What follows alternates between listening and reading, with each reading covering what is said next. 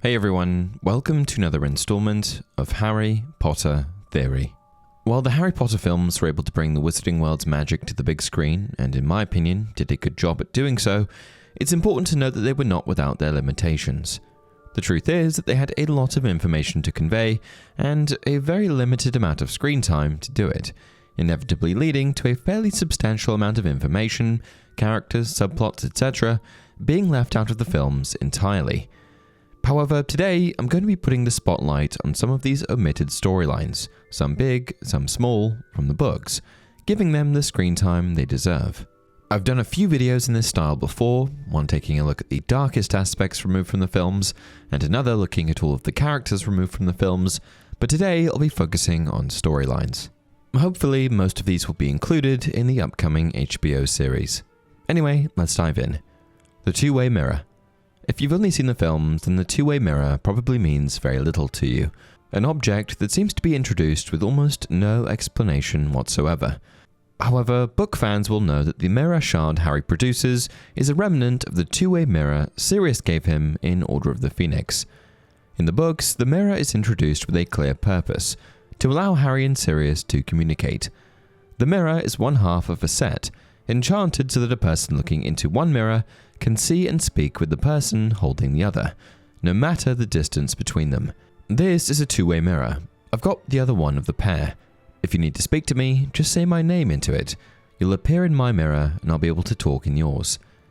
However, the films omit the backstory and proper introduction of the mirrors, which left many moviegoers puzzled when Harry suddenly produces the shard in Harry Potter and the Deathly Hallows. When he's first given the mirror in Order of the Phoenix, Harry tucks it away and largely forgets about it, completely unaware that this seemingly insignificant object will become crucial to his survival later on. In the film adaptation of the Order of the Phoenix, however, the mirror was completely left out. It was a decision that seemed reasonable at the time, but would later reveal itself to be a massive oversight, as they didn't anticipate the crucial role that the mirror would play in the final film. When the mirror finally does appear in the Deathly Hallows, it's without any explanation of its origin or significance, leaving viewers who haven't read the novels thoroughly confused. Hermione and Spew. Spew, aka the Society for the Promotion of Elfish Welfare, is an aspect of the books that didn't appear in the films at all. In the books, Hermione learns that Hogwarts has house elves that work to maintain the school and subsequently embarks on a crusade to ensure that these house elves are saved. In turn, she creates the Society for the Promotion of Elfish Welfare as a way to raise awareness about the mistreatment of house elves and to improve their working conditions. Hermione starts the society after she sees Winky, an elf who isn't in the films, being treated horribly. One of her initiatives involved knitting hats and other clothing items, which she left around Gryffindor Tower for the house elves to find while cleaning, hoping to free them.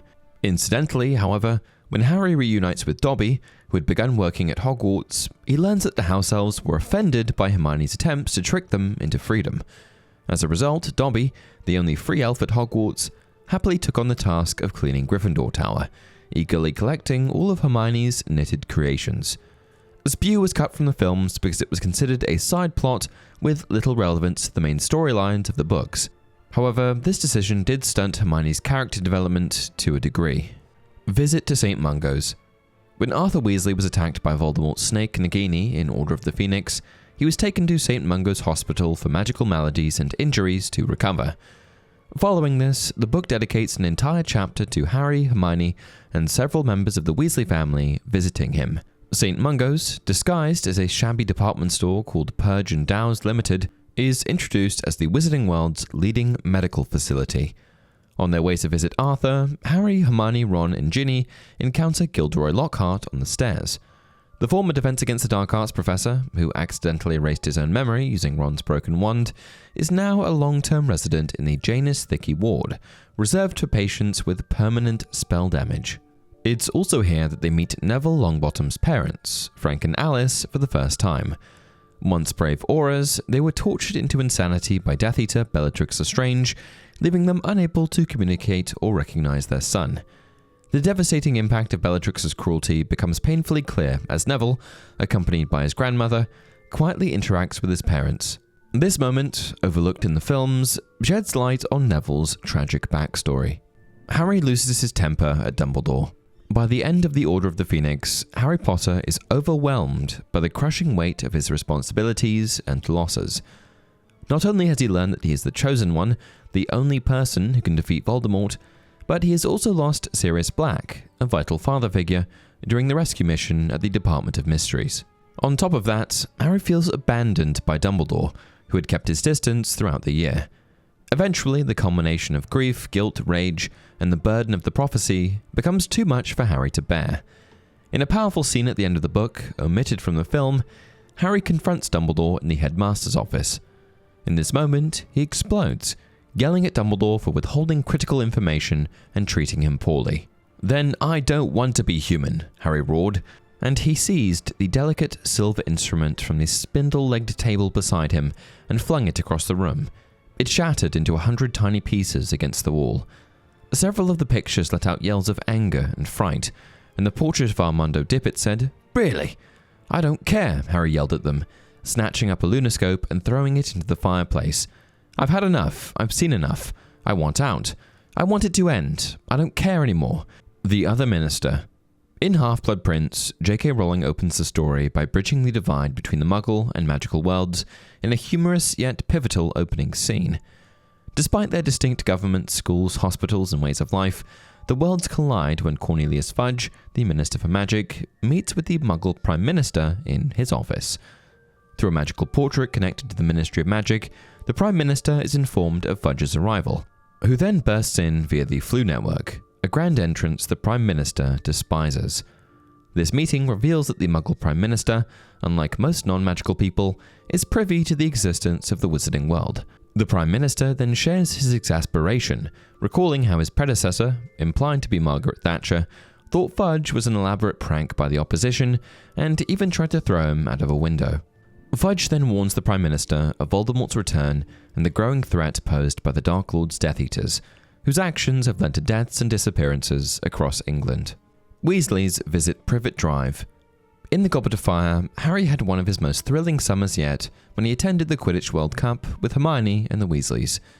As the Wizarding World's biggest sporting event, the World Cup was a spectacle of excitement, magic, and international wizarding culture. The films dove straight into the action, showing Harry and his friends travelling to the event. But in the books, there's quite a bit that goes on in the lead-up, namely the Weasleys taking a visit to Privet Drive. In the book, the Weasleys arrive at Privet Drive to pick Harry up, setting the stage for a chaotic and hilariously awkward encounter between the magical Weasleys and the Dursleys. Arthur Weasley attempts to use flu powder to enter the Dursleys' living room, only to find their fireplace is blocked by an electric gate. His efforts to clear the blockage end in disaster as he accidentally demolishes the entire fireplace, leaving the Dursleys in stunned disbelief. The situation then escalates when Fred and George add their mischievous touch to the already tense encounter. Fred accidentally drops a few tongue toffees, enchanted candies that cause Dudley's tongue to swell to an enormous size after he eats one. "No, really," said Mr. Weasley desperately. "It's a simple process. It was the toffee, my son Fred. Real practical joker. But it's only an engorgement charm, at least, I think it is. Please, I can correct it." But far from being reassured, the Dursleys became more panic-stricken. Aunt Petunia was sobbing hysterically, tugging Dudley's tongue as though determined to rip it out. Dudley appeared to be suffocating under the combined pressure of his mother and his tongue, and Uncle Vernon, who had lost control completely, seized a china figure from on top of the sideboard and threw it very hard at Mr. Weasley, who ducked, causing the ornament to shatter in the blasted fireplace. Petunia's Howler.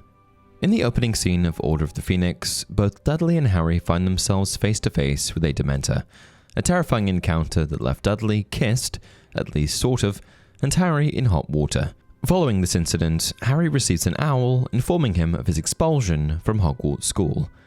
"Dear Mr. Potter, we have received intelligence that you performed the Patronus charm at 23 minutes past 9 this evening in a Muggle-inhabited area and in the presence of a Muggle. The severity of this breach of the decree for the reasonable restriction of underage sorcery has resulted in your expulsion from Hogwarts School of Witchcraft and Wizardry." Though this moment appeared in both the books and films, there was a small moment afterwards that did not make it into the films, and that was Petunia receiving a howler from Dumbledore. An awful voice filled the kitchen, echoing in the confined space, issuing from the burning letter on the table. "Remember my last, Petunia?"